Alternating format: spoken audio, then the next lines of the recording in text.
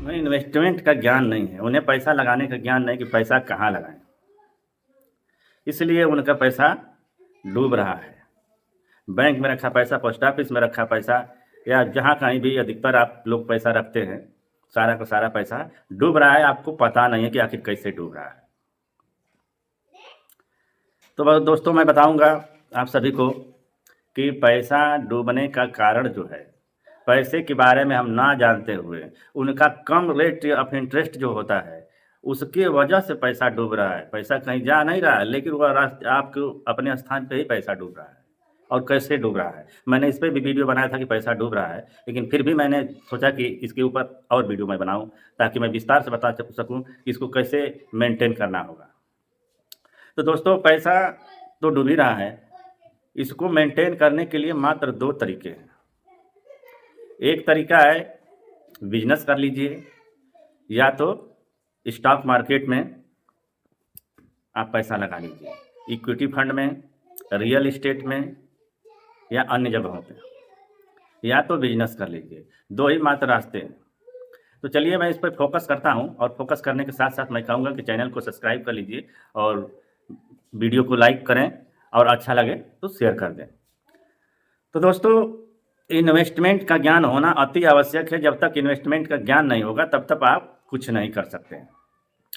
क्योंकि जो बैंक में आपने पैसे को एफडी कर रखा है, या उसे इसी तरह से बैंक में रखा हुआ है, तो उन पैसों पे जो ब्याज होता है ना, ब्याज बहुत, जो आपने चालू अकाउंट में पैसा रखा हुआ है, सेविंग अकाउंट में, तो उस पर ब्याज बहुत कम होता है।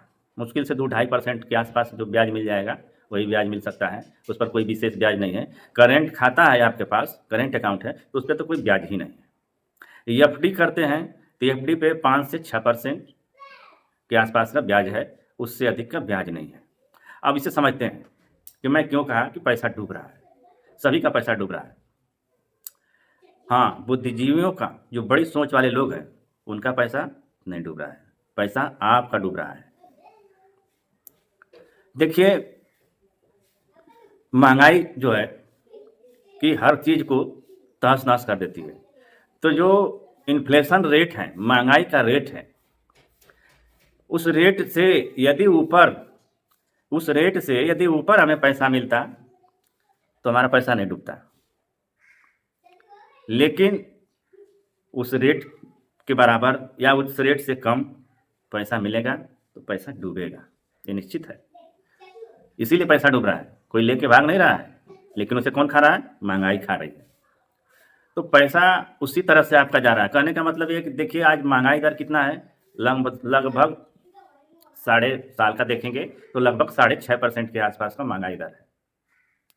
6.5 या 7 के आसपास का महंगाई दर होता है, लगभग 7 या 6 के बीच में ही, 6.5 या 7 के बीच में ही लगभग रहता है महंगाई दर। इसीलिए कह रहे हैं कि महंगाई दर जो है कि हमारे देश में जितनी है 6.5 से 7% के आसपास, वह महंगाई दर जितना है उतना ही सरकार, बैंक जो कि हमको ब्याज दे रहे हैं, या उससे कम ही दे रहे हैं।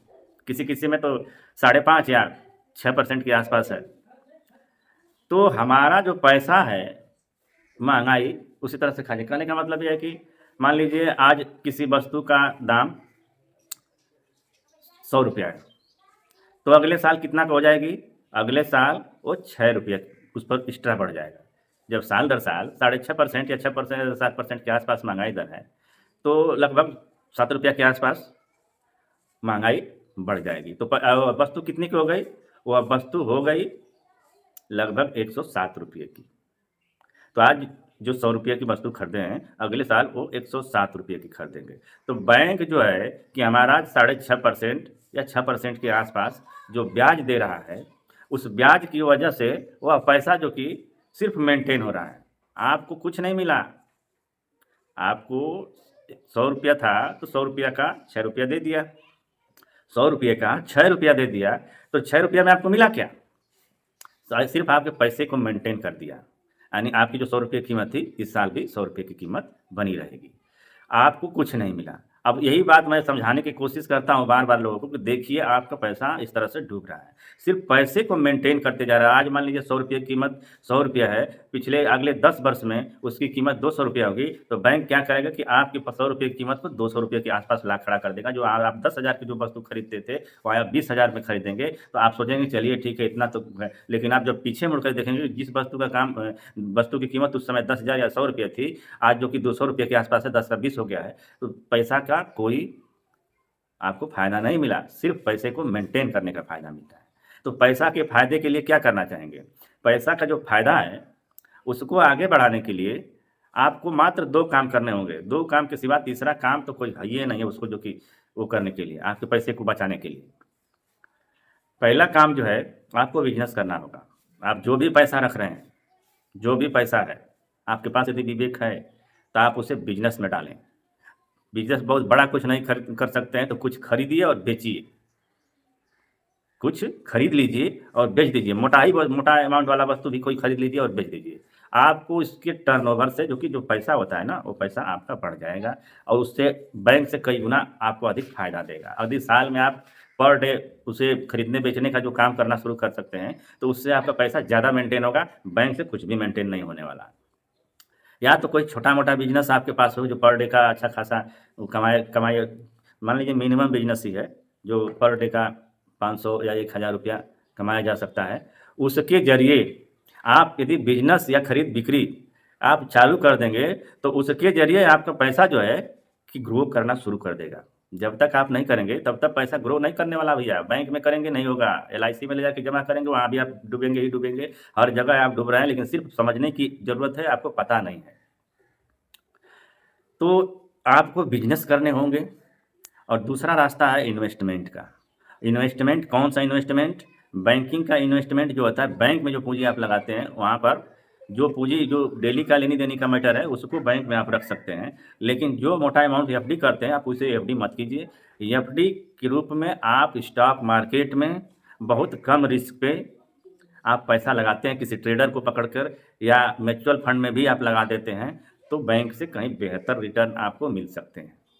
पोस्ट ऑफिस से बेहतर रिटर्न मिल सकते हैं। रही बात गारंटी की, तो बात सत्य है कि गारंटी जो कि बैंकिंग जो सरकारी सिस्टम है, उसमें गारंटी बहुत ज़्यादा होती है और बहुत ज़्यादा गारंटी भी नहीं है, सिर्फ़ विश्वास की गारंटी है और उससे अधिक आपके पास कुछ भी नहीं। क्योंकि बैंकों के ऊपर विश्वास होता है कि बैंक जो है कि पैसा इसमें लगा हुआ है, तो हमारा पैसा कहीं जाएगा नहीं, कोई डूबेगा नहीं। लेकिन एक चीज़ है कि पैसा ले कर के भागने का काम बैंक नहीं कर पाया है। बैंक आपात स्थितियों में अगर किसी कारणवश डूब गया, तब उस स्थिति में आपका पैसा डूब सकता है। उसमें भी कुछ रूल्स है, कुछ स्टेप बने हुए हैं कि जो आपके पैसे का इंश्योरेंस होता है, उतना पैसा आपको बैंक दे देता है। मात्र यही फ़ायदा है। लेकिन रेट ऑफ़ इंटरेस्ट आपको लेकर के डुबा रहा है। बहुत सारे लोग कहते हैं छोड़िए कम मिलेगा लेकिन मेरा मिलेगा। बिल्कुल सही है। लेकिन आप स्टॉक मार्केट में यदि आप एसआईपी कर लेते हैं, तो आपको अमीर बना देगा। म्यूचुअल फंड में पैसा लगा देते हैं, कई प्रकार के म्यूचुअल फंड हैं, डेट फंड हैं कई प्रकार के। आप उसमें भी पैसा लगा देंगे तो भी आपको कम से कम 8 से 9% के आसपास का ब्याज मिलेगा। रियल एस्टेट में लगा सकते हैं, लेकिन रियल एस्टेट लगाना खतरे से खाली नहीं होता है। लेकिन मैं समझता हूँ कि कम लालच पर आप पैसा लगाएँगे। आप मिनिमम मान के चलिए कि कहीं भी पैसा लगाइए, महीने का 1 से 2% यदि आपको मिल जाता है पैसे ना, तो भी साल का ₹24,000 24% पैसा हो जाता है। तो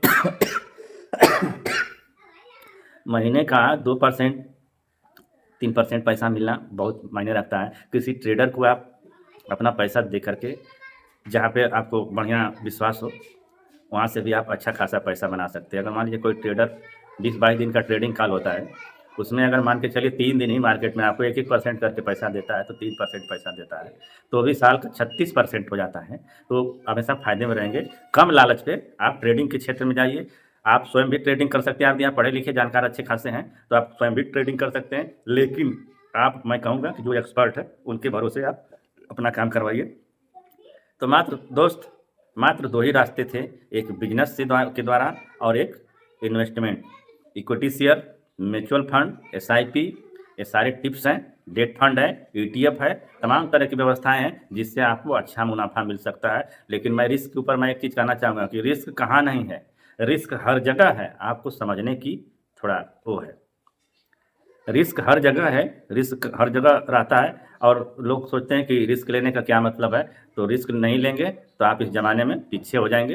तो इसलिए मैं कहूँगा कि थोड़ा-सा रिस्क उठाइए। आप खेती-बाड़ी करते हैं, रिस्क उठाते हैं, आप रोड पे चलते हैं तो भी रिस्क है, जो गाड़ी चलाता है तो भी रिस्क है, जो गाड़ी पे बैठ के जाता है उसके लिए भी रिस्क है, या जो रोड पे पैदल जाता है उसके लिए भी रिस्क है। तो रिस्क उठाना सीखिए। यदि रिस्क नहीं उठाएँगे तो आपको कोई बचाने वाला नहीं है।